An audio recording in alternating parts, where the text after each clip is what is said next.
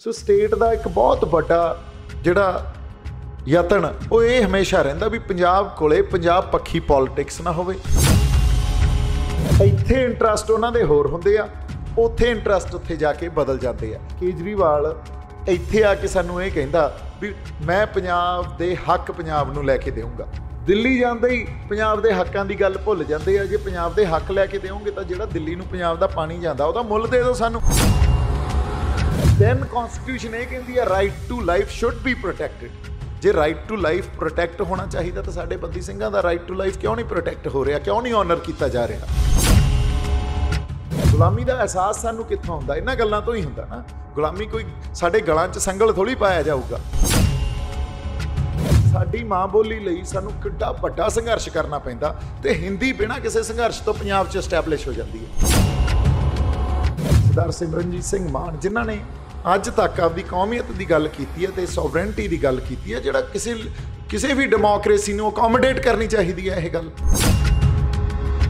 इत्थे मुख मंत्री उन्हां नूं बनाया जाता जिहड़े दिल्ली दे मोहरे बन जाते हैं।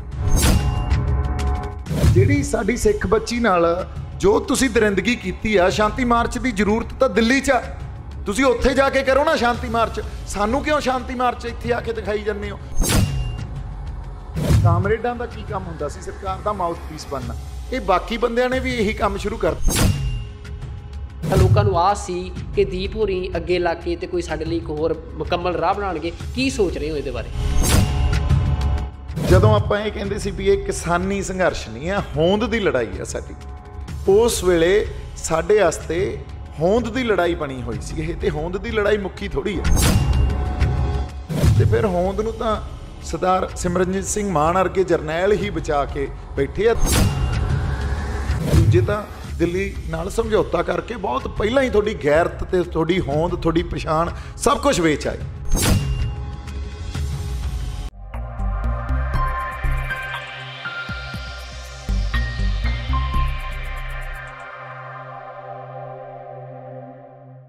वाहिगुरू जी का खालसा वाहिगुरू जी की फतेह। अमरगढ़ हलके दे विच सरदार सिमरनजीत सिंह मान के चोण प्रचार लिए दीप सिद्धू पहुंचे ने। सरदार सिमरनजीत सिंह मान जो इस बार अमरगढ़ हलके तो विधान सभा दी चोणां लड़ रहे हैं, तो सब तो पहला मैं तुहानूं TV 84 ते जी आइआं कहना वाहिगुरू जी का खालसा वाहिगुरू जी की फतेह। वाहिगुरू जी का खालसा वाहिगुरू जी की फतेह। भाई जी दीप भाई अज तुसीं इत्थे चोण प्रचार लिए आए हो, किवें लग रहा? अज तुसीं एक पूरा दिन लाया कि ये जिहड़ी चोण मुहिम आ इहनूं लोकां नूं देखिआ, लोकां दे इकट्ठ देखे आ, की फील कर रहे हो? देखो फील जदों आपदी कौमीयत का एहसास मिले, वो संगत चों मिले, तो आपदी सोवरेंटी का एक एहसास संगल चों मिले भी ਇਹਦਾ मतलब ਅਸੀਂ जिन्ना किसानी संघर्ष च जिन्ना अकीदियां लई संघर्ष किया जां जिहड़ा एक बिरतांत एक नैरेटिव खड़ा किया वो अज कित्थों तक पहुँच गया तुहाडे सामने आ। जो लोगों का रिस्पॉन्स आ, हालांकि बाकी पार्टियां ने किड्डे वड्डे वड्डे हैंड आउट्स दिते है ना भी असी तुहानू पैसे भी देवांगे, असी गैस सिलेंडर भी देवांगे, असी स्कूटरियां भी देवांगे, असी तुहानू हो सकता वो इंप्लॉयमेंट की गल करते आ, एजुकेशन की गल करते आ, पर जिहड़ा दिलां च जगह सरदार सिमरनजीत सिंह मान ने बनाई आ, पिछले लंबे समय तो संघर्ष करते आ रहे आ। हमेशा पंजाब की कौमीयत खातर खड़े आ, साडी सोवरेंटी दी जिहड़ी दावेदारी आ वो पेश करते रहे आ। सो लोकां च तुहाडे सामने आ जी उन्हां दा किन्ना असर रसूख आ ते किन्नी इज्जत आ, किवें लोग उन्हां नूं नवाजदे आ, आपदे जरनैल वांगू देखदे आ उन्हां नूं। दीप भाई पंजाब की इस बार की इलैक्शन जिहड़ी आ उहदे विच मान साहब का अपना एक हलके च बहुत वड्डा आधार आ, बहुत वड्डा उन्हां दी एक इज्जत आ, कमाई हुई इज्जत आ। पर बाकी पंजाब की गल करनी होवे तां उत्थे एक तिकोणा मुकाबला नज़र आ रहा है। आम आदमी पार्टी एक बदलाव, लोग आम आदमी पार्टी नूं एक बदलाव वजों देख रहे हैं। तां तुसीं इस उभार नूं जां लोकां दी समझ नूं जे तुसीं इहदे ते की टिप्पणी करनी चाहो? देखो ये गल दी सानूं समझ होनी चाहिदी है ते बहुत लोकां नूं है भी। जिहड़ा ये पूरा इलैक्शन प्रोसैस है ना वोट पॉलिटिक्स का, ये स्टेट का ही एक पैदा किया होया सिस्टम आ ते स्टेट इस सिस्टम च उन्हां बंदियां नूं ही उभारदी आ, उन्हां पार्टियां नूं उभारदी आ जिहड़े उन्हां दे अकॉर्डिंगली चलदियां। जिवें दिल्ली तो आ सारियां जिहड़ियां पार्टीज़ आ तिकोना जिन्हां च मुकाबला हो रहा है तिन्ने दिल्ली तो ऑपरेट करदियां। सो स्टेट का एक बहुत बड़ा जिहड़ा यतन वो ये हमेशा रहिंदा भी पंजाब कोले पंजाब पक्षी पॉलिटिक्स ना होवे। पंजाब ਪੱਖੀ ਲੀਡਰ ਨਾ ਹੋਣ, ਜਾਂ ਅਸੀਂ ਇੱਕ ਆਪਦੀ ਰਾਜਨੀਤੀ ਨਾ ਸਿਰਜ ਸਕੀਏ ਜਿਹੜੇ ਦਿੱਲੀ ਦੇ ਸਾਹਮਣੇ ਵੀ ਕਈ ਵਾਰੀ, ਕਿਉਂਕਿ ਪੰਜਾਬ ਦੇ ਇੰਟਰਸਟ ਵੱਖਰੇ ਆ, ਦਿੱਲੀ ਦੇ ਇੰਟਰਸਟ ਵੱਖਰੇ ਆ, ਇਹਨਾਂ 'ਚ ਬਹੁਤ ਵਾਰੀ ਕੌਨਫਲਿਕਟ ਆਉਣਾ, ਕਲੈਸ਼ ਹੋਣਾ ਸੁਭਾਵਿਕ ਆ। ਪਰ ਜਿੰਨੇ ਹਜੇ ਤੱਕ ਸਾਡੇ ਲੀਡਰ ਇੱਥੇ ਚਮਕਾਏ ਗਏ ਆ, ਜਿਵੇਂ ਹੁਣ ਭਗਵੰਤ ਮਾਨ ਆ, ਉਹਨਾਂ ਨੂੰ ਦੇਖ ਲਓ ਦਿਨ ਬ ਦਿਨ ਕਿਵੇਂ ਪੇਸ਼ ਕੀਤਾ ਜਾ ਰਿਹਾ। ਉੱਧਰੋਂ ਆਮ ਆਦਮੀ ਪਾਰਟੀ ਇਹਨਾਂ ਨੂੰ ਪੇਸ਼ ਕਰ ਰਹੀ ਆ, ਕਾਂਗਰਸ ਇੱਕ ਆਪਦੀ ਦਾਅਵੇਦਾਰੀ ਪੇਸ਼ ਕਰ ਰਹੀ ਆ, ਅਕਾਲੀ ਦਲ ਬਾਦਲ ਇੱਕ ਆਪਦੀ ਦਾਅਵੇਦਾਰੀ ਪੇਸ਼ ਕਰ ਰਹੇ ਆ। ਉਹ ਕਿਸੇ ਵੀ ਲੀਡਰ ਨੇ ਪੰਜਾਬ ਦੇ ਹੱਕ 'ਚ ਜਿਹੜੀ ਇੱਕ ਪੋਲੀਟਿਕਸ ਕਰਨੀ ਚਾਹੀਦੀ ਸੀ ਸੈਂਟਰ 'ਚ ਜਾ ਕੇ, ਉਹ ਕਦੇ ਨਹੀਂ ਕੀਤੀ। ਇੱਥੇ ਇੰਟਰਸਟ ਉਹਨਾਂ ਦੇ ਹੋਰ ਹੁੰਦੇ ਆ, ਉੱਥੇ ਇੰਟਰਸਟ ਉੱਥੇ ਜਾ ਕੇ ਬਦਲ ਜਾਂਦੇ ਆ। ਤੁਸੀਂ ਇਹਦੀ ਐਗਜ਼ਾਮਪਲ ਇੱਥੋਂ ਸਮਝੋਗੇ, ਕੇਜਰੀਵਾਲ ਇੱਥੇ ਆ ਕੇ ਸਾਨੂੰ ਇਹ ਕਹਿੰਦਾ ਵੀ ਮੈਂ ਪੰਜਾਬ ਦੇ ਹੱਕ ਪੰਜਾਬ ਨੂੰ ਲੈ ਕੇ ਦੇਵਾਂਗਾ। ਦਿੱਲੀ ਜਾਂਦੇ ਹੀ ਪੰਜਾਬ ਦੇ ਹੱਕਾਂ ਦੀ ਗੱਲ ਭੁੱਲ ਜਾਂਦੇ ਆ। ਜੇ ਪੰਜਾਬ ਦੇ ਹੱਕ ਲੈ ਕੇ ਦੇਵੋਗੇ ਤਾਂ ਜਿਹੜਾ ਦਿੱਲੀ ਨੂੰ ਪੰਜਾਬ ਦਾ ਪਾਣੀ ਜਾਂਦਾ ਉਹਦਾ ਮੁੱਲ ਦੇ ਦਿਓ ਸਾਨੂੰ 1000-2000 ਰੁਪਈਆ ਨਹੀਂ ਚਾਹੀਦਾ, ਤੁਸੀਂ ਇਕੱਲਾ ਮੁੱਲ ਹੀ ਤਾਰ ਦਿਓ ਸਾਡਾ ਉਸ ਪਾਣੀ ਦਾ। ਪਰ ਉੱਥੇ ਜਾ ਕੇ ਉਹ ਸਭ ਕੁਝ ਭੁੱਲ ਜਾਂਦੇ ਆ। ਪ੍ਰੋਫੈਸਰ ਭੁੱਲਰ ਦੀ ਰਿਹਾਈ ਤੋਂ ਕਿਵੇਂ ਭੱਜੇ ਉਹ, ਕਿਸ ਤਰ੍ਹਾਂ ਉਹਨਾਂ ਨੇ ਝੂਠ ਬੋਲੇ, ਅਤੇ ਉਹ ਸਾਡੇ ਸਾਹਮਣੇ ਆ। ਬੰਦੀ ਸਿੰਘਾਂ ਦੀ ਰਿਹਾਈ ਵੇਲੇ ਆਪਾਂ governor of Punjab and Haryana ਨੂੰ ਜਾ ਕੇ ਮਿਲੇ, ਉਹਨਾਂ ਨੇ ਕਿੱਡੀ ਵੱਡੀ ਗੱਲ ਕਹੀ ਵੀ ਇੱਕ ਗਵਰਨਰ ਤੁਹਾਨੂੰ ਕਹਿ ਰਿਹਾ ਵੀ ਰਿਹਾ ਮਹੀਨੇ ਦੇ ਅੰਦਰ ਅੰਦਰ ਅਸੀਂ ਸਿੰਘਾਂ ਨੂੰ ਜਿਨ੍ਹਾਂ ਦੇ 25 ਸਾਲ ਤੋਂ ਉੱਤੋਂ ਦੀ ਸੈਂਟੈਂਸ ਸਰਵ ਕਰ ਚੁੱਕੇ ਆ ਉਹਨਾਂ ਨੂੰ ਕਰ ਦਾਂਗੇ। ਕੋਈ ਨਹੀਂ ਅੱਜ ਉੱਥੇ ਮੂਵਮੈਂਟ ਹੀ ਨਹੀਂ ਹੋਈ ਅੱਗੇ। ਸੋ ਸਰਸੇ ਵਾਲੇ ਸਾਧ ਨੂੰ ਉਸੇ ਵੇਲੇ ਰਿਹਾ ਕਰ ਦਿੱਤਾ ਜਾਂਦਾ। 10 ਕੇਸ ਉਹਦੇ 'ਤੇ ਚੱਲਦੇ ਆ, ਜਿਹੜੀ ਬੇਪੱਤੀ ਕੀਤੀ ਆ ਉਹਨਾਂ ਨੇ ਧੀਆਂ ਭੈਣਾਂ ਦੀ, ਅਤੇ ਹਜੇ ਹੋਰ ਇਨਵੈਸਟੀਗੇਸ਼ਨ ਚੱਲ ਰਹੀ ਆ। ਪਰ ਰਿਹਾ ਕਰਕੇ ਅਤੇ ਆਲੀਸ਼ਾਨ ਥਾਂ 'ਤੇ ਉਹਨੂੰ ਨਜ਼ਰ ਉੱਥੇ ਰੱਖ ਦਿੱਤਾ ਜਾਂਦਾ। ਬੰਦੀ ਸਿੰਘਾਂ ਦੀ ਉਹਨਾਂ ਦੀ ਕਿਸੇ ਤਰ੍ਹਾਂ ਦਾ ਕੌਂਡਕਟ ਨਹੀਂ ਦੇਖਦੇ। ਇੱਕ ਗੱਲ ਸਮਝਣ ਵਾਲੀ ਆ ਬਾਈ ਜੀ, ਜਿਹੜੀ ਬਹੁਤ ਜ਼ਰੂਰੀ ਆ, ਐਸਪੀਰੇਸ਼ਨ ਵੱਖਰੀ ਹੋਣੀ ਇਹ ਕੋਈ ਗੁਨਾਹ ਨਹੀਂ ਆ। ਜੇ ਉਹ ਇਸ ਐਸਪੀਰੇਸ਼ਨ ਵੱਖਰੀ ਤੋਂ ਕੋਈ ਕ੍ਰਾਈਮ ਵੀ ਕਰਦੇ ਆ, ਕ੍ਰਾਈਮ ਜਿਹੜਾ ਰੂਲ ਆਫ ਲਾਅ ਦੇ ਹਿਸਾਬ ਨਾਲ ਕ੍ਰਾਈਮ ਬਣ ਜਾਂਦਾ, ਅਤੇ ਉਹਦੀ ਉਹ ਸੈਂਟੈਂਸ ਪੂਰੀ ਕਰ ਚੁੱਕੇ ਆ। ਸੈਂਟੈਂਸ ਪੂਰੀ ਕਰਨ ਤੋਂ ਬਾਅਦ ਜੇ ਬਾਹਰ ਆ ਕੇ ਉਹ ਅੱਜ ਵੀ ਕਹਿਣ ਵੀ ਸਾਡੀ ਐਸਪੀਰੇਸ਼ਨ ਨਹੀਂ ਬਦਲੀ, ਸਾਡੀ ਐਸਪੀਰੇਸ਼ਨ ਉਹੀ ਆ, ਤਾਂ ਵੀ ਕੋਈ ਗੁਨਾਹ ਨਹੀਂ। ਸਟੇਟ ਵੀ ਫੋਰਸ ਨਹੀਂ ਕਰ ਸਕਦਾ ਉਹਨਾਂ ਨੂੰ ਇਹ ਕਹਿਣ ਲਈ ਵੀ ਨਹੀਂ ਤੁਸੀਂ ਆਪਦੀ ਐਸਪੀਰੇਸ਼ਨ ਬਦਲੋ। ਸੋ ਦੈਨ ਕੌਨਸਟੀਟਿਊਸ਼ਨ ਇਹ ਕਹਿੰਦੀ ਆ right to life should be protected. ਜੇ ਰਾਈਟ ਟੂ ਲਾਈਫ ਪ੍ਰੋਟੈਕਟ ਹੋਣਾ ਚਾਹੀਦਾ ਤਾਂ ਸਾਡੇ ਬੰਦੀ ਸਿੰਘਾਂ ਦਾ ਰਾਈਟ ਟੂ ਲਾਈਫ ਕਿਉਂ ਨਹੀਂ ਪ੍ਰੋਟੈਕਟ ਹੋ ਰਿਹਾ, ਕਿਉਂ ਨਹੀਂ ਔਨਰ ਕੀਤਾ ਜਾ ਰਿਹਾ? ਸੋ ਇਹ ਜਿਹੜੇ ਸਟੇਟ ਦੇ ਦੂਰੇ ਮਾਪਦੰਡ ਆ ਨਾ ਸਾਡੇ ਲਈ, ਗੁਲਾਮੀ ਦਾ ਅਹਿਸਾਸ ਸਾਨੂੰ ਕਿੱਥੋਂ ਹੁੰਦਾ? ਇਹਨਾਂ ਗੱਲਾਂ ਤੋਂ ਹੀ ਹੁੰਦਾ ਨਾ। ਗੁਲਾਮੀ ਕੋਈ ਸਾਡੇ ਗਲਾਂ 'ਚ ਸੰਗਲ ਥੋੜ੍ਹੀ ਪਾਇਆ ਜਾਊਗਾ। ਸਾਡੀ ਮਾਂ ਬੋਲੀ ਲਈ ਸਾਨੂੰ ਕਿੱਡਾ ਵੱਡਾ ਸੰਘਰਸ਼ ਕਰਨਾ ਪੈਂਦਾ, ਅਤੇ ਹਿੰਦੀ ਬਿਨਾਂ ਕਿਸੇ ਸੰਘਰਸ਼ ਤੋਂ ਪੰਜਾਬ 'ਚ ਐਸਟੈਬਲਿਸ਼ ਹੋ ਜਾਂਦੀ ਹੈ, ਜਿੱਥੋਂ ਸਾਡੀ ਉਹਦੀ ਬੋਲੀ ਨਾਲ ਕੋਈ ਲੈਣਾ ਦੇਣਾ ਵੀ ਨਹੀਂ ਸੀ। ਅੱਜ ਸ਼ਹਿਰਾਂ 'ਚ ਤਾਂ ਖਾਸ ਕਰਕੇ ਬੱਚਾ ਹਿੰਦੀ ਬੋਲਦਾ, ਘਰਾਂ 'ਚ ਵੀ। ਪੰਜਾਬੀ ਅਤੇ ਪੰਥਕ ਕਹਾਉਣ ਵਾਲੇ ਜਿਹੜੇ ਪਰਿਵਾਰ ਆ ਉਹਨਾਂ ਦੇ ਬੱਚੇ ਵੀ ਹਿੰਦੀ ਬੋਲਣ ਲੱਗ ਜਾਂਦੇ ਆ। ਇੱਕ ਐਫਰਟ ਕਰਨੀ ਪੈਂਦੀ ਹੈ ਸਾਨੂੰ ਬੱਚੇ ਨੂੰ ਵੀ ਇਹ ਕਹਿਣ ਵਾਸਤੇ ਵੀ ਨਹੀਂ ਹਿੰਦੀ ਨਹੀਂ, ਪਹਿਲਾਂ ਪੰਜਾਬੀ ਸਿੱਖ ਲਾ ਫਿਰ ਸਿੱਖ ਲਈ। ਸੋ ਇਸ ਕਰਕੇ ਜਦੋਂ ਸਾਡਾ ਆਪਦੇ ਸਿਧਾਂਤਾਂ ਦਾ, ਸਾਡੇ ਅਕੀਦਿਆਂ ਦਾ ਫ੍ਰੀ ਫਲੋ ਨਾ ਹੋਵੇ ਨਾ, ਉੱਥੇ ਤੁਸੀਂ ਗੁਲਾਮ ਹੀ ਹੁੰਦੇ ਹੋ। ਸਾਡੇ ਇੱਥੇ ਹੁਣ ਜਿਹੜੀ ਤਿਕੋਨੇ ਮੁਕਾਬਲੇ 'ਤੇ ਆਪਾਂ ਵਾਪਸ ਆਉਣੇ, ਉਹ ਜਿਹੜੀਆਂ ਪਾਰਟੀਆਂ ਅਤੇ ਲੀਡਰ ਚਮਕਾਏ ਜਾ ਰਹੇ ਆ ਉਹ ਸਾਡੇ ਨਹੀਂ ਆ। ਉਹਨਾਂ ਦੇ ਇੰਟਰਸਟ ਇੱਥੇ ਕੁਛ ਹੋਰ ਅਤੇ ਉੱਥੇ ਦਿੱਲੀ ਜਾ ਕੇ ਕੁਛ ਹੋਰ ਹੁੰਦੇ ਆ। ਸਾਡੇ ਕੋਲ ਇੱਕੋ ਇੱਕ ਲੀਡਰ ਅਤੇ ਇੱਕ ਜਰਨੈਲ ਆ, ਸਰਦਾਰ ਸਿਮਰਨਜੀਤ ਸਿੰਘ ਮਾਨ, ਜਿਨ੍ਹਾਂ ਨੇ ਅੱਜ ਤੱਕ ਆਪਦੀ ਕੌਮੀਅਤ ਦੀ ਗੱਲ ਕੀਤੀ ਹੈ ਅਤੇ ਸੋਵਰੈਂਟੀ ਦੀ ਗੱਲ ਕੀਤੀ ਹੈ, ਜਿਹੜਾ ਕਿਸੇ ਵੀ ਡੈਮੋਕਰੇਸੀ ਨੂੰ ਅਕੋਮੋਡੇਟ ਕਰਨੀ ਚਾਹੀਦੀ ਹੈ ਇਹ ਗੱਲ।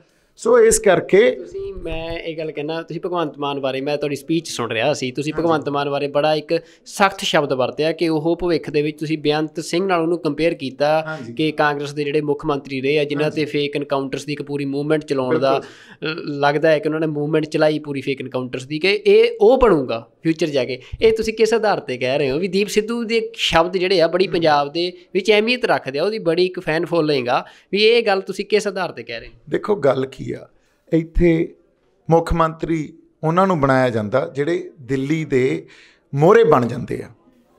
ਇੱਥੇ ਜਿਹੜੇ ਸਾਡੇ DGP ਉਹਨਾਂ ਨੂੰ ਲਾਇਆ ਜਾਂਦਾ ਜਿਹੜੇ ਦਿੱਲੀ ਦੇ ਮੋਹਰੇ ਬਣ ਕੇ ਐਕਟ ਕਰਦੇ ਆ, ਸਾਡੇ 'ਤੇ ਜ਼ਬਰ ਅਤੇ ਜ਼ੁਲਮ ਕਰਦੇ ਆ। ਹੋਏ ਆ KPS ਗਿੱਲ ਨੇ ਸਾਡੇ ਨਾਲ ਕੀ ਕੀਤਾ। ਸਰਦਾਰ ਜਸਵੰਤ ਸਿੰਘ ਖਾਲੜਾ ਦੀ ਸ਼ਹਾਦਤ, ਜਦੋਂ ਸਰਦਾਰ ਜਸਵੰਤ ਸਿੰਘ ਖਾਲੜਾ ਸਾਰੀ ਆਪਦੀ ਤਫਤੀਸ਼ ਕਰ ਰਹੇ ਸੀ, ਜੋ ਫੇਕ ਐਨਕਾਊਂਟਰਸ 'ਚ ਜਾਂ ਜਿਹੜੇ ਸਾਡੇ ਮੁੰਡੇ ਉਸ ਵੇਲੇ ਗਾਇਬ ਹੋਏ, 25,000 ਤੱਕ ਉਹਨਾਂ ਕੋਲ ਲਿਸਟ ਆ ਗਈ ਸੀ। KPS ਗਿੱਲ ਦਾ ਬਿਆਨ ਸੀ ਵੀ 25,000 ਇੱਕ ਕੀ ਕਰਨ 'ਤੇ ਵੀ ਮੈਨੂੰ ਟਾਈਮ ਨਹੀਂ ਲੱਗਣਾ। ਸਦਾ ਮਨਮੋਹਨ ਸਿੰਘ ਦੇਸ਼ ਦੇ ਪ੍ਰਧਾਨ ਮੰਤਰੀ ਬਣਦੇ ਆ, ਪੰਜਾਬ ਖਾਤਰ, ਪੰਜਾਬ ਦੇ ਮੁੱਦਿਆਂ ਖਾਤਰ ਕਦੇ ਕੋਈ ਗੱਲ ਕੀਤੀ ਹੋਵੇ। ਸੋ ਇਸ ਕਰਕੇ ਸਾਡੇ ਬੰਦੇ ਇਹ ਉਹੀ ਚੱਕਦੇ ਆ ਜਿਹੜੇ ਇਹਨਾਂ ਦੇ ਮੋਹਰੇ ਬਣ ਸਕਣ। ਹੁਣ ਜੇ ਸਦਾ ਭਗਵੰਤ ਮਾਨ ਨੂੰ ਚੱਕ ਰਹੇ ਆ ਨਾ, ਇਹ ਗੱਲ ਦੇਖੋ, ਜੇ ਉਹਨਾਂ ਥੱਲੇ ਲੱਗ ਕੇ ਇਹ ਸੈਂਟਰ ਦੇ ਆਪਾਂ ਦੇਖ ਹੀ ਰਹੇ ਹਾਂ, ਜਿਵੇਂ ਹਿੰਦੀ 'ਚ ਟਵੀਟ ਕਰਨ ਲੱਗ ਜਾਂਦੇ ਆ ਜਦੋਂ ਕਿਤੇ ਬਹੁ ਗਿਣਤੀ 'ਤੇ ਕੋਈ ਸਵਾਲ ਉੱਠਦਾ, ਭਗਵੰਤ ਮਾਨ ਵੀ ਬਹੁ ਗਿਣਤੀ ਵੱਲ ਹੋ ਕੇ ਅਤੇ ਬਹੁ ਗਿਣਤੀ ਨੂੰ ਪਲੀਜ਼ ਕਰਨ ਲੱਗ ਜਾਂਦੇ ਆ। ਭੁੱਲਰ ਸਾਹਿਬ ਦੀ ਰਿਹਾਈ 'ਤੇ ਜੋ ਸਟੇਟਮੈਂਟ ਦੇ ਕੇ ਗਏ, ਜੋ ਝੂਠ ਬੋਲ ਕੇ ਗਏ, ਸਾਡੇ ਸਾਹਮਣੇ ਆ। ਸੋ ਇਹਦਾ ਮਤਲਬ ਕੱਲ੍ਹ ਨੂੰ ਜੇ ਅਸੀਂ ਆਪਦੀ ਕੌਮੀਅਤ ਦੀ ਗੱਲ ਕਰਾਂਗੇ, ਇਹਨਾਂ ਬੰਦਿਆਂ ਨਹੀਂ ਸਾਡੇ ਜਿਹੜੇ ਅਸੀਂ ਜਿਤਾਵਾਂਗੇ। ਹੁਣ ਸਦਾ ਭਗਵੰਤ ਮਾਨ ਵਰਗਿਆਂ ਨਹੀਂ ਸਾਡੇ 'ਤੇ ਜ਼ੁਲਮ ਕਰਨਾ। ਇਹ ਕੋਈ ਗੱਲ ਇਹ ਨਹੀਂ ਸੀ ਵੀ ਸਰਦਾਰ ਬੇਅੰਤ ਸਿੰਘ ਬਹੁਤ ਜ਼ਾਲਮ ਬੰਦੇ ਸੀ। ਜ਼ਾਲਮ ਸਟੇਟ ਨੇ ਬਣਾ ਤੇ ਸਟੇਟ ਦੇ ਨਾਲ ਜਾ ਕੇ ਉਹਨਾਂ ਦੇ ਹਿਸਾਬ ਨਾਲ ਚੱਲਦੇ ਸੀ, ਉਹਨਾਂ ਦੇ ਮੋਹਰੇ ਬਣ ਕੇ ਰਹਿੰਦੇ ਸੀ। ਸੋ ਇਸੇ ਕਰਕੇ ਤੁਸੀਂ ਵੇਖੋ, ਇੱਕ ਗੱਲ ਦੇਖੋ ਕੀ ਸਿਰਜੀ ਜਾ ਰਹੀ ਆ। ਸ਼ਾਂਤੀ ਮਾਰਚ ਕੇਜਰੀਵਾਲ ਪੰਜਾਬ 'ਚ ਆ ਕੇ ਕਰਦਾ ਤਿਰੰਗੇ ਦਿਖਾ ਕੇ। ਹੁਣ ਸ਼ਾਂਤੀ ਮਾਰਚ ਕ੍ਰਾਈਮ ਜਿਹੜਾ ਨੈਸ਼ਨਲ ਕ੍ਰਾਈਮ ਬਿਊਰੋ ਆ, ਉਹਦਾ ਰਿਕਾਰਡ ਇਹ ਕਹਿੰਦਾ ਵੀ ਪੰਜਾਬ 'ਚ ਮਿਨੀਮਮ ਕ੍ਰਾਈਮ ਆ ਦੇਸ਼ 'ਚ, ਸਾਰੇ ਦੇਸ਼ ਤੋਂ। ਅਤੇ ਫਿਰ ਸਾਨੂੰ ਸ਼ਾਂਤੀ ਮਾਰਚ ਦੀ ਜ਼ਰੂਰਤ ਨਹੀਂ ਆ। ਜਿਹੜੀ ਸਾਡੀ ਸਿੱਖ ਬੱਚੀ ਨਾਲ ਜੋ ਤੁਸੀਂ ਦਰਿੰਦਗੀ ਕੀਤੀ ਆ, ਸ਼ਾਂਤੀ ਮਾਰਚ ਦੀ ਜ਼ਰੂਰਤ ਤਾਂ ਦਿੱਲੀ 'ਚ ਆ। ਤੁਸੀਂ ਉੱਥੇ ਜਾ ਕੇ ਕਰੋ ਨਾ ਸ਼ਾਂਤੀ ਮਾਰਚ। ਸਾਨੂੰ ਕਿਉਂ ਸ਼ਾਂਤੀ ਮਾਰਚ ਇੱਥੇ ਆ ਕੇ ਦਿਖਾਈ ਜਾਂਦੇ ਹੋ? ਇਹ ਜਾਣ ਕੇ ਮਾਹੌਲ ਬਣਾਉਂਦੇ ਆ। ਜਿਹੜਾ ਇੱਕ ਕਾਮਰੇਡਾਂ ਦਾ ਕੀ ਕੰਮ ਹੁੰਦਾ ਸੀ, ਸਰਕਾਰ ਦਾ ਮਾਊਥ ਪੀਸ ਬਣਨਾ, ਇਹ ਬਾਕੀ ਬੰਦਿਆਂ ਨੇ ਵੀ ਇਹੀ ਕੰਮ ਸ਼ੁਰੂ ਕਰਤਾ, ਸਰਕਾਰ ਦਾ ਮਾਊਥ ਪੀਸ। ਅਤੇ ਸਰਕਾਰ ਉਹ ਜਿਹੜਾ ਨੈਰੇਟਿਵ ਸਿਰਜਦੀ ਆ, ਜਦੋਂ ਤੁਸੀਂ ਆਪਦੇ ਹੱਕਾਂ ਦੀ ਗੱਲ ਕਰਦੇ ਹੋ, ਇਹ ਸਾਰੇ ਬੰਦੇ ਫਿਰ ਉਹਨਾਂ ਦੇ ਮੋਹਰੇ ਬਣ ਕੇ ਆਪਦਾ ਰੋਲ ਨਿਭਾਉਂਦੇ ਆ। ਇਹ ਟੂਲਸ ਬਣਦੇ ਆ ਉਹਨਾਂ ਦੇ। ਇਸੇ ਤਰ੍ਹਾਂ ਤੁਸੀਂ ਇਹ ਵੇਖੋ ਵੀ ਸਾਡੀ ਅੱਜ ਦੀ ਡੇਟ 'ਚ ਇੱਕ ਹੋਰ ਮਾਹੌਲ ਬਹੁਤ ਵੱਡੇ ਲੈਵਲ 'ਤੇ ਸਿਰਜਿਆ ਜਾ ਰਿਹਾ ਵੀ ਪੰਜਾਬ ਦੇ ਜਿਹੜੇ ਇਹ ਨਾ ਮੇਲ ਸ਼ੋਵਨਿਸਟ ਸੋਸਾਇਟੀ ਆ, ਪੈਟਰੀਆਰਕੀ ਆ ਇੱਥੇ ਬਹੁਤ ਵੱਡੇ ਲੈਵਲ 'ਤੇ, ਹੈ ਨਾ। ਹਾਲਾਂਕਿ ਜੇ ਆਪਾਂ ਬਾਕੀ ਸਟੇਟਸ ਨਾਲ ਕੰਪੇਅਰ ਕਰਾਂਗੇ ਤਾਂ ਇਹ ਜਿਹੜੇ ਮਸਲੇ ਸਾਡੇ ਲਈ ਕੋਈ ਮਸਲੇ ਹੀ ਨਹੀਂ ਆ। ਔਰ ਜਿਹੜੇ ਡੋਮੈਸਟੀਕੇਟਡ ਮਸਲੇ ਪੈਦਾ ਹੋਏ ਆ, ਉਹ ਤਾਂ ਹੀ ਪੈਦਾ ਹੋਏ ਆ ਕਿਉਂਕਿ ਅਸੀਂ ਖੁਦ ਮੁਖਤਿਆਰ ਨਹੀਂ ਆ। ਸਾਡੇ ਕੋਲੇ ਸਾਡੀ ਹੋਣੀ ਕਰਨ ਦਾ ਅਧਿਕਾਰ ਵੀ ਨਹੀਂ ਆ। ਸੋ ਸਾਡੇ ਗਲਾਂ 'ਚ ਗੱਲ ਪਾ ਦਿੰਦੇ ਆ, ਫਿਰ ਸਾਨੂੰ ਹੀ ਇਹ ਉਹਦਾ ਦੋਸ਼ੀ ਮੰਨਦੇ ਆ ਅਤੇ ਸਾਡੇ 'ਤੇ ਹੀ ਜ਼ੁਲਮ ਕਰਦੇ ਆ। ਅਤੇ ਆਹ ਸਾਰੇ ਬੰਦੇ ਆ ਜਿਹੜੇ ਇਹ ਟੂਲ ਬਣਦੇ ਆ ਸਰਕਾਰ ਦਾ, ਉਹ ਜ਼ੁਲਮ ਦਾ ਇੱਕ ਪਲੇਟਫਾਰਮ ਸਿਰਜਣ ਵਾਸਤੇ। ਦੀਪ ਬਾਈ, ਫਿਰ ਇਹ ਐਡੀ ਵੱਡੀ ਸਮੱਸਿਆ, ਤੁਸੀਂ ਕਿਸਾਨ ਸੰਘਰਸ਼ ਦੇ ਵਿੱਚ ਤੁਹਾਡੇ 'ਤੇ ਬੜੇ ਟੈਗ ਲਾਏ ਗਏ, ਆਈਸੋਲੇਟ ਵੀ ਕੀਤਾ ਗਿਆ ਬੁਰੀ ਤਰ੍ਹਾਂ, ਪਰ ਫਿਰ ਵੀ ਦੇਖੋ ਸੁਸਾਇਟੀ ਨੇ ਤੁਹਾਨੂੰ ਆਈਸੋਲੇਟ ਨਹੀਂ ਕੀਤਾ। ਤੁਸੀਂ ਅੱਜ ਪੰਜਾਬ ਦੇ ਪਿੰਡਾਂ 'ਚ ਘੁੰਮ ਰਹੇ ਹੋ, ਲੋਕਾਂ ਦੇ ਵੱਡੇ ਇਕੱਠ ਹੋ ਰਹੇ ਆ ਤੁਹਾਨੂੰ ਸੁਣਨ ਦੇ ਲਈ ਵੀ ਜਿਹੜਾ ਇਹ ਹੁਣ ਪੰਜਾਬ ਇੱਕ ਬਦਲਾਅ ਚਾਹੁੰਦਾ, ਤਾਂ ਜਿਹੜਾ ਉਹ ਬਦਲਾਅ ਹੁਣ ਫਿਰ ਪੰਜਾਬ ਕਿਸਾਨ ਸੰਘਰਸ਼ ਤੋਂ ਵਾਪਸ ਆ ਕੇ ਉਸੇ ਵੋਟਾਂ ਦੀ ਸਿਆਸਤ ਦੇ ਵਿੱਚ ਉਹਨਾਂ ਹੀ ਪਾਰਟੀਆਂ ਦੇ ਪਿੱਛੇ ਤੁਰ ਪਿਆ। ਤੁਸੀਂ ਆਪਣਾ ਰੋਲ ਕਿੱਥੇ ਦੇਖ ਰਹੇ ਹੋ? ਤੁਹਾਨੂੰ ਨਹੀਂ ਲੱਗ ਰਿਹਾ ਵੀ ਤੁਸੀਂ ਕਿਤੇ ਨਾ ਕਿਤੇ ਵੀ ਤੁਹਾਨੂੰ ਕੁਝ ਹੋਰ ਵੱਧ ਕਰਨਾ ਚਾਹੀਦਾ ਸੀ, ਵੀ ਜਿਹੜਾ ਕਿ ਤੁਸੀਂ ਇੱਕ ਮਤਲਬ ਕੋਈ ਰਾਹ ਦਸੇਰਾ, ਲੋਕਾਂ ਨੂੰ ਆਸ ਸੀ ਕਿ ਦੀਪ ਹੋਰੀ ਅੱਗੇ ਲੱਗ ਕੇ ਅਤੇ ਕੋਈ ਸਾਡੇ ਲਈ ਇੱਕ ਹੋਰ ਮੁਕੰਮਲ ਰਾਹ ਬਣਾਉਣਗੇ? ਕੀ ਸੋਚ ਰਹੇ ਹੋ ਇਹਦੇ ਬਾਰੇ? ਦੇਖੋ ਬਾਈ, ਜਿਹੜੀ ਵੋਟ ਪੋਲੀਟਿਕਸ ਆ ਨਾ, ਇਹ ਆਪਦੇ ਆਪ 'ਚ ਬੜੀ ਕੰਪਲੈਕਸ ਆ। ਔਰ ਵੋਟ ਪੋਲੀਟਿਕਸ ਦੇ ਵਿੱਚ ਇਸ ਇੰਨੇ ਕੌਂਟਰਾਡਿਕਸ਼ਨਸ ਆ ਨਾ ਵੀ ਆਲ ਆਫ ਅ ਸਡਨ ਜੇ ਤੁਸੀਂ ਇਹ ਕਹੋ ਵੀ ਆਪਾਂ ਆ ਕੇ ਇੱਥੇ ਬਹੁਤ ਵੱਡਾ ਫਰਕ ਪਾ ਜਾਵਾਂਗੇ, ਉਹ ਮੁਮਕਿਨ ਨਹੀਂ ਆ। ਰੀਜ਼ਨ ਇਹ ਆ, ਇਹ ਸਟੇਟ ਦਾ ਇੱਕ ਬਣਾਇਆ ਹੋਇਆ ਸਟਰਕਚਰ ਆ। ਸਟੇਟ ਚਾਹੁੰਦੀ ਆ ਵੀ ਤੁਸੀਂ ਸਭ ਪਾਸੇ ਜੇ ਕੌਨਫਲਿਕਟ ਪੋਲੀਟਿਕਸ ਦਾ ਪਾਰਟ ਹੋ ਅਤੇ ਆਪਦੀ ਕੌਮੀਅਤ ਦੀ ਗੱਲ ਕਰਦੇ ਹੋ ਵੀ ਇਹਨੂੰ ਵੋਟ ਪੋਲੀਟਿਕਸ ਵਾਲੇ ਪਾਸੇ ਲੈ ਕੇ ਆਓ ਅਤੇ ਫਿਰ ਅਸੀਂ ਸਾਂਭ ਲਾਂਗੇ। ਹੁਣ ਵੋਟ ਪੋਲੀਟਿਕਸ 'ਚ ਵੀ ਤੁਹਾਡੇ ਪੈਰ ਉਦੋਂ ਤੱਕ ਨਹੀਂ ਲੱਗ ਸਕਦੇ ਜਦੋਂ ਤੱਕ ਕਿਸੇ ਸੰਘਰਸ਼ 'ਚੋਂ ਕੁਛ ਇਵੋਲਵ ਹੋ ਕੇ ਧਿਰ ਨਹੀਂ ਨਿਕਲੀ ਹੋਵੇ।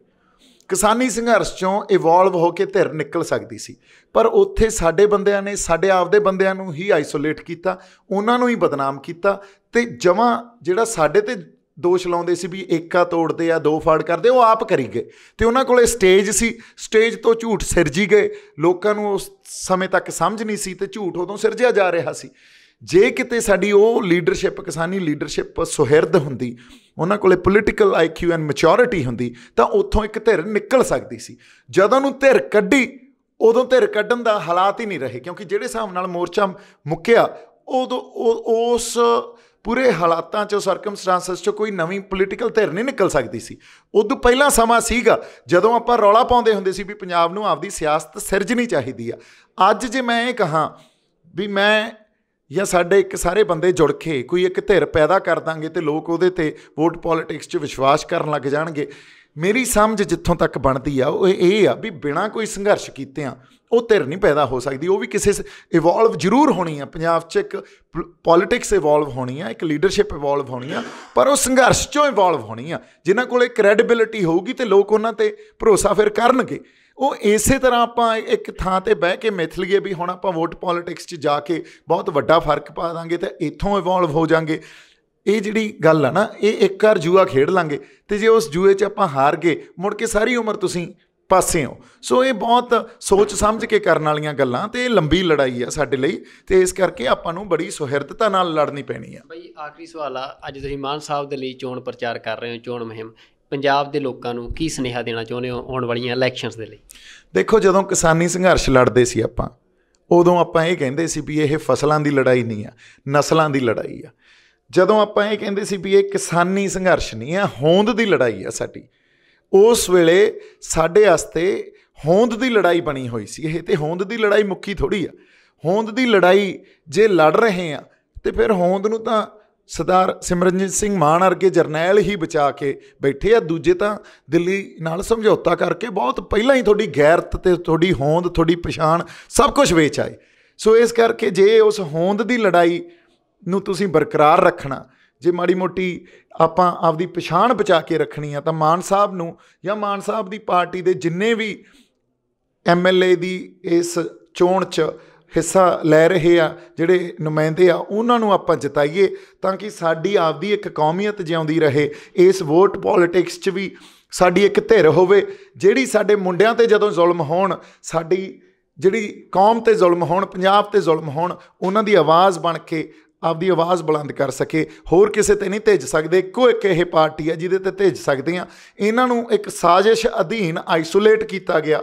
ਪਹਿਲਾ ਫਰਜ਼ ਆਪਾਂ ਨੂੰ ਇਹ ਅਦਾ ਕਰਨਾ ਚਾਹੀਦਾ ਵੀ ਉਸ ਆਈਸੋਲੇਸ਼ਨ 'ਚੋਂ ਇਹਨਾਂ ਨੂੰ ਬਾਹਰ ਖਿੱਚੀਏ ਤੇ ਅੱਗੇ ਲੱਗ ਕੇ ਇਹਨਾਂ ਨੂੰ ਜਿਤਾਈਏ ਤਾਂ ਕਿ ਵੋਟ ਪੋਲੀਟਿਕਸ 'ਚ ਸਾਡੀ ਜਿਹੜੀ ਇੱਕ ਇਫੈਕਟਿਵ ਧਿਰ ਪੈਦਾ ਹੋ ਸਕੇ। ਇਹ ਤੋਂ ਬਿਨਾਂ ਅਸੀਂ ਬੜੇ ਥਾਵਾਂ 'ਤੇ ਖਤਾ ਖਾਂਦੇ ਰਹਾਂਗੇ।